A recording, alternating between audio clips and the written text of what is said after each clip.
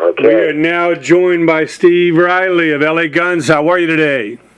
I'm doing good, bro. Good to talk to you. Oh, yeah. Always a good time, man. It's exciting to see you back in action. We got the Renegades album, just cranking up the Crawl single here. Let's go back for our listeners, though. I understand you grew up in the Northeast. Tell us how you fell in love with music. Who's some of those first artists that did it for you? Oh, man, I tell you what, I started recording in 1975. I grew up in Boston, and right outside of Boston in Revere, Massachusetts, and I don't know, I've been playing my whole life drums, since I was 6 years old, and I was obviously a big fan and got to see a lot of the big bands from the 60s, Zeppelin and all those, Sabbath and all those bands when they first came out. So, I set the table of the way I wanted to play by watching like Ian Paice and Bill Ward and John Bonham, and I got to see them all live in the early days. So, growing up in Boston and going to Boston Garden and watching all the bands, that was a trip, and it really set the table for the way my style is and what I really wanted to do, and I got to play with some cool people on the East Coast too. I grew up with Frank Domino from Angel, the singer from Angel. He's from Revere too, and we grew up together. And I got to play with him, and went down to Washington D.C. and played with the Cherry People, with Punky Meadows and those guys. So I started out just like digging in, like most musicians do, and I kept moving around the country until I landed in L.A. So, it was been a long process, but, yeah, it was a great time growing up in Boston, and actually, I grew up in Boston when Aerosmith was a house band at Revere Beach, and they were covering Stone songs, so, it kind of shows my age a little bit, too. Well, that was a classic era. I mean, so many of those 70s bands are still the blueprint that everybody follows today. Oh, big time, man. Big time. And it's like, I can't say enough about watching Ian Paice. I got to play with Deep Purple a few years ago, and we opened up for them, and I got to meet Ian Paice for the first time and take a photo with them, and yeah, I can't say enough about those early bands that influenced me. It was a really big thing on me. Well, yeah, it's a very fertile time and a great place to be in the Northeast, not far from New York and all the big Bill Graham shows and all that. Oh, yeah, it was, and I guess, most of the bands from Great Britain, all the bands that we love, one of the first stops that they would make in the States would be in Boston, too. So I got to see so many great concerts at the Boston Garden or at the Orpheum or at the Music Hall. I got to see so many great artists from Great Britain that I just mentioned and see them up close playing, and it was a very fertile time, too. Yeah, now I know you ended up in Roadmaster, produced by Todd Rundgren out of Indiana. How did you end up over there? Yeah, that was a stop after I played with the Cherry People in Washington, D.C.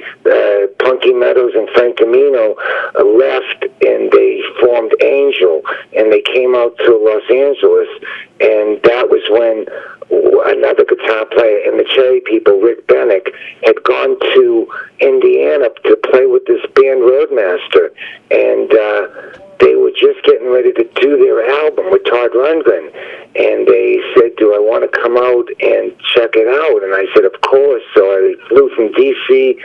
to Indianapolis, and I joined Roadmaster, got to do the album with Todd Rundgren, and he was first of many great producers that I got to work with, and that's how that happened. And I did the album with them, and then in '76, the album came out. I was with them in '75 and '76, and then I found out that they were going to stay there in Indianapolis, and that was when I knew that I had to get to L.A. I knew that was where the action was going to be, and so I left Roadmaster in early '77 and came out to Los Angeles.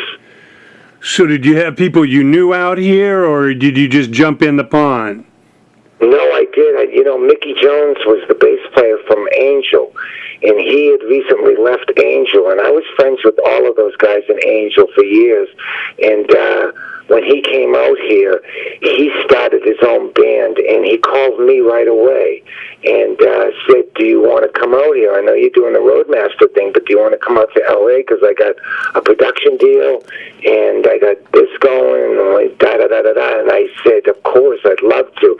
So it was a hard decision because I was recording with Roadmaster and touring with them, but I knew that they wanted to stay in Indianapolis, and I didn't think that there was going to be too much of a future doing that if I stayed there. So that's what I had, and I suggested it to a lot of friends after that. Have somebody waiting for you wherever you go, and don't just go there. And I was lucky to have Mickey Jones waiting for me here in LA, and that's where I started the whole process of being integrated into the whole LA scene, and that was from 77 on. Well, yeah, I know you hooked up with Nick St. Nicholas with the new Steppenwolf and did some work with them. And, you know, I actually was the original manager of Steelers. So seeing you come in and drum for Keel with Gene Simmons, that was a great album. Talk about making that album with Gene and all that, the record plant. That was an amazing thing. You know, I had done the thing with Mickey Jones, and we had done a lot of showcases and some club dates here and in Chicago, when Chicago had this great club scene. And it didn't get off the ground for one reason or another. So I joined Steppenwolf for a couple of years, and I did that, just to tour all over the world with them and play that great repertoire of hits that they had. And so, when I got out here, I did a couple of things. I did, the Bees album and played with the Bees, and we went back and forth to Chicago to L.A. And the next thing you know, I was out of the Bees, and I was doing session work, and one of the sessions, Greg Chasen, the bass player from Badlands, was at that session doing it with me. And it was the first time I met him, and he told me, you got to check out this band Keel. And they're getting ready to do an album with Gene Simmons on A&M, and it's a great situation. But they have a drummer, but you should just call up and say, check me out before you go in and record. And I did that. It was like a ballsy move. I just called up Ron Keel, and I said, listen, you don't know who I am, but let me come down and play with you for one day and see what you think before you go in and record. And that's how that all happened. They liked the way I played. They let their drummer go. I got into Keel, and I got to work with Gene on that album. It was a great experience, and even working with Ron and the guys, I thought that was just a terrific time in my life to do that Right to Rock album. Now, what did you learn the most from watching somebody like Gene Simmons produce? Because unlike a trained engineer kind of technical guy, Gene was obviously more on the feel. He totally was. Everybody asks me about whether Gene was involved daily with the pre-production and the recording of Keel, or was he just in and out of the studios and once in a while? No, he was hands-on through the entire thing. And I had met Gene in 1978 through Mickey Jones, and because obviously Angel and Kiss were on Casablanca together, so Mickey knew Gene Simmons, and I got to meet Gene back then. It was very brief, but he took us out to dinner, and I got to meet him, and that was a really nice experience. But to work with him in the studio was a trip. I thought it was a great experience, and I learned so much from him, and he was a total hands-on producer with the Right to Rock. That he was in on every day of the pre-production, every day of the recording. Me and him did all the background vocals on that Right to Rock album. So it was just a great experience all the way around. I dug that whole deal.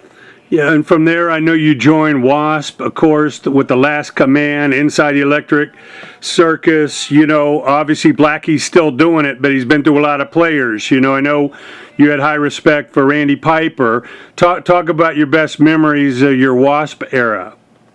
Well, I was finishing up the Right to Rock album with Keel, and I got a call out of the blue from Blackie, and he asked me if I wanted to come by his house or his apartment and hear his first album. They were going to let their drummer go. and they just finished recording it. And they were recording it while I was doing the Right to Rock. They were recording that first Wasp album.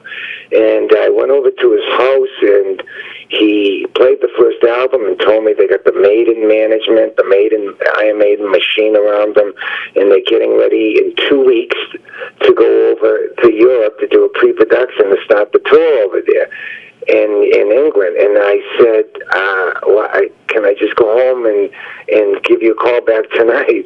And it was a quick thing, and I sized up Keel's situation and Wasp's situation, and I made the decision to join Wasp, and they welcomed me with open arms, and I got to do that whole first album's tour. They didn't do any dates with Tony Richards, although I think he did a really great job on that first album.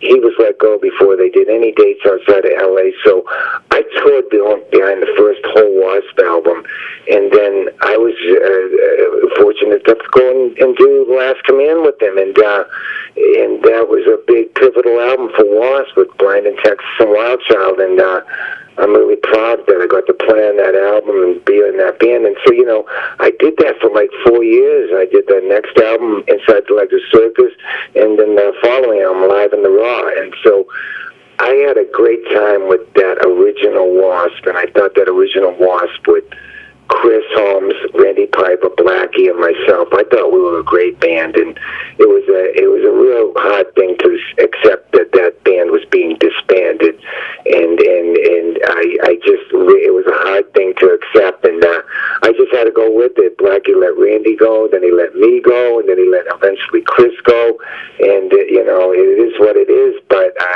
I was lucky enough to go right into LA Guns from there.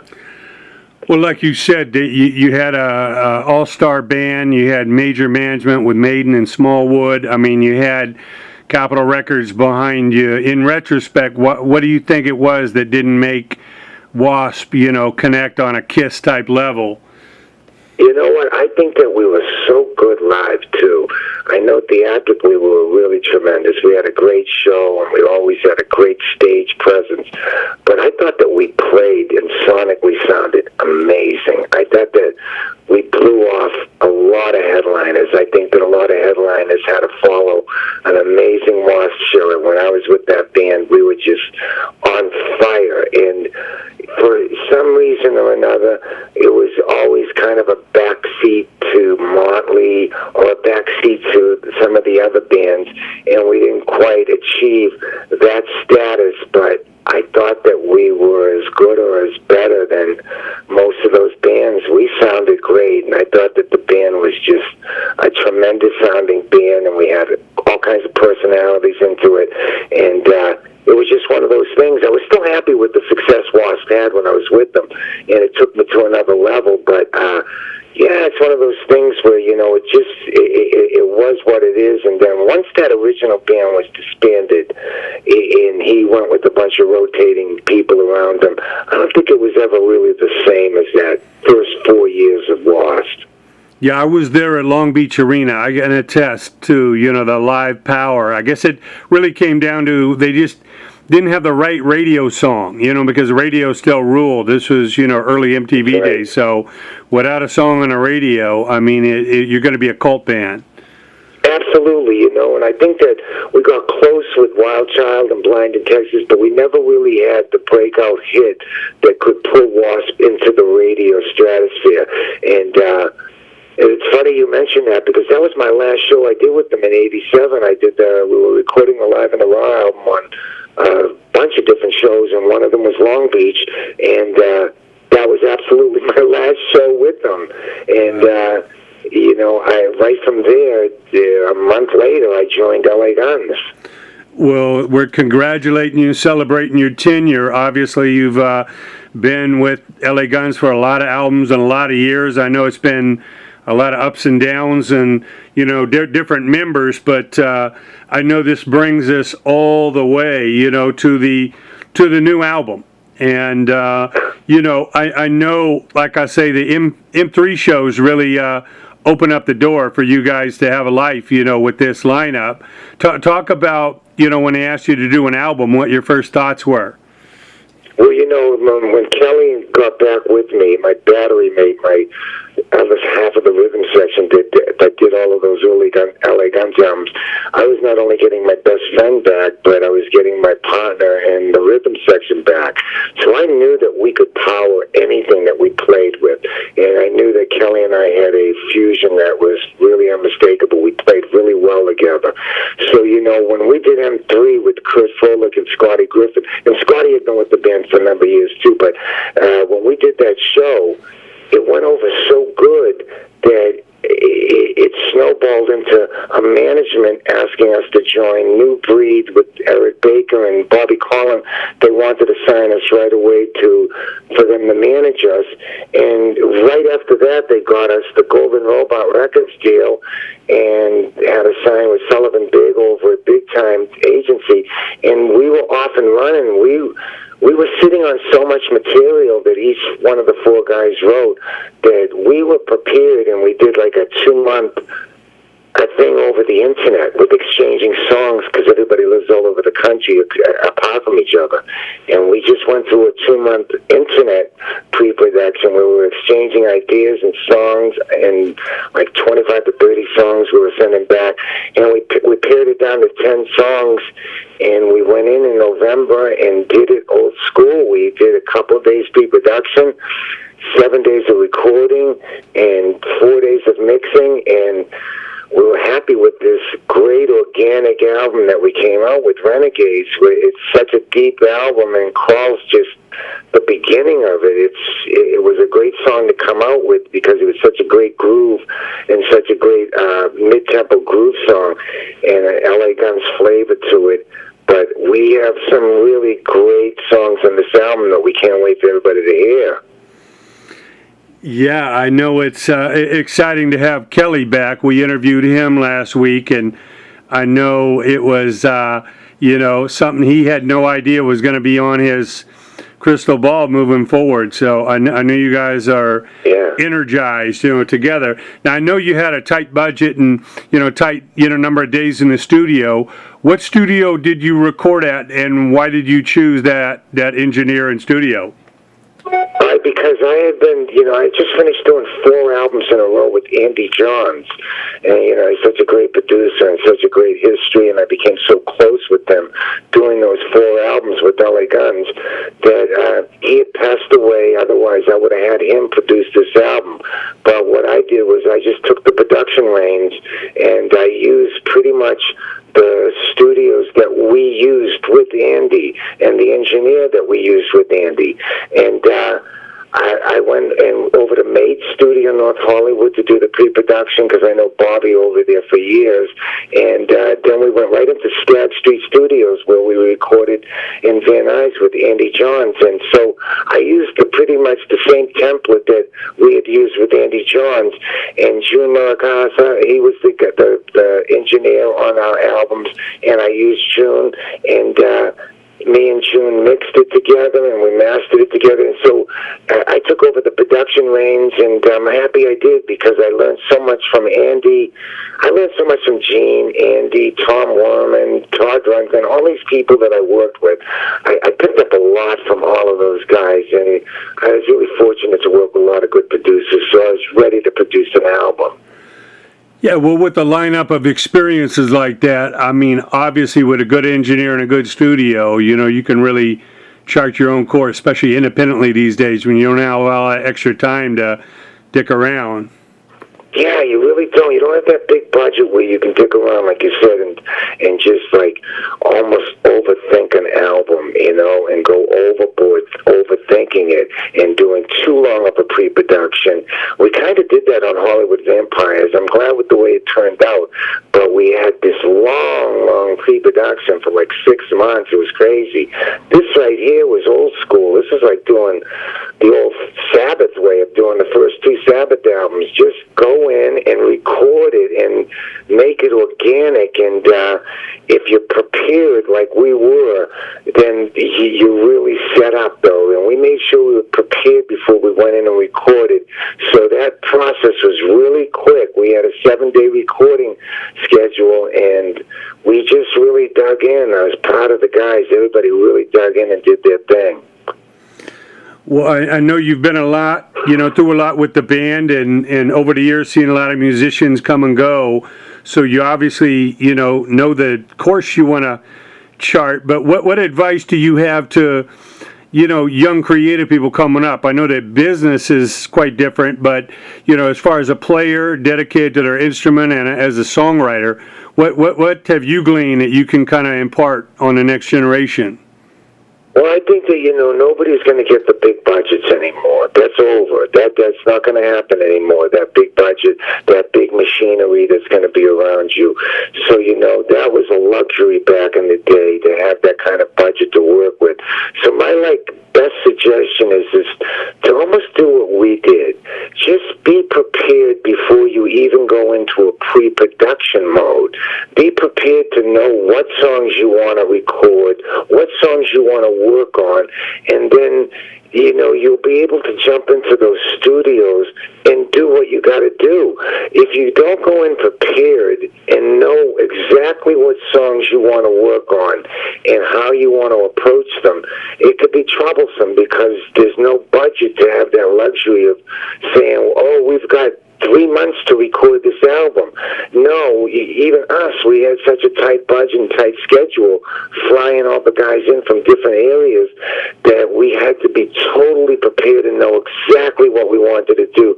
So that's my biggest suggestion, is to just know what exactly you want to do before you do it. And it just cuts a lot of corners, and it gets you all reared up to know you have this schedule of songs that you're going to work on. If you go in with 25, 30 songs, you're screwed. But if you go in with 10, 12 songs and you got to pick 10 out of it, that's good. That's a really good thing, because that means that you've zeroed in on what you want to do. So that's my biggest suggestion, is just prep for what you're going to do. Even if it's a tour, just prep for it before you're going to go out, and you don't think that there's going to be a lot of elbow room with any big budgets anymore. Well, yeah, it's all about doing, what you believe in, and really being focused, with so much music and the ability to cut stuff digitally and throw it up on YouTube or Spotify or iTunes, you really have to be focused these days. Yeah, and you can really take advantage of the internet now, too. I had never done anything like this, too, of taking advantage of the internet and exchanging songs and talking about them through the internet and sending them back and sending ideas back and forth. So, you can make a real tool of this internet, too, and utilize it to the maximum. And like I said, I had never done anything like that before, Jay. I had always had the little bit of everybody living in the same town, always being able to just get together the next day. That wasn't like that. That was us. This was us flying in and knowing we had 2 days of pre-production, 7 days of recording, 4 days of mixing, and get this thing done. And that's what we did. So, preparation is the whole thing nowadays. It's the biggest thing you could do. Well, yeah, I think we've learned so much, from this quarantine period, and obviously you have the ability to use great players no matter where they are in the country, and I know it's ended up making a great album. So everybody get ready. Renegades is the album. LA Guns the band. Steve Riley is the drummer, one of my all-time favorite drummers. Steve, thank you so much for joining us. Jay, thanks so much for the support, brother. It was great talking with you. And listen, be safe out there, right? And keep your fingers crossed. We're looking to get out there to play, and I hope everybody looks for Renegades. And thanks again for your support, bud.